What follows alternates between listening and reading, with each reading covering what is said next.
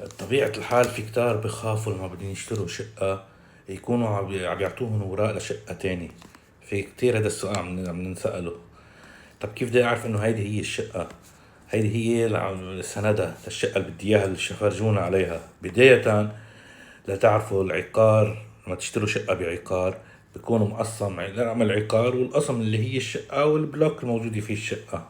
وممكن ما يكون في بلوك، مرة ما بيكون في مثلا عقار 500 القسم 7 البلوك جي مثلا لنفرض، او بلوك وممكن ما يكون في بلوك. طيب انت كيف مثلا بيحطوا لك على السند انت اي طابق هي اوكي هذه تأكدت منها. طب هذا ما بتاع امرار ما بيحطوا شرقي او غربي او اي وحده لك، شو بتعمل بهالحاله؟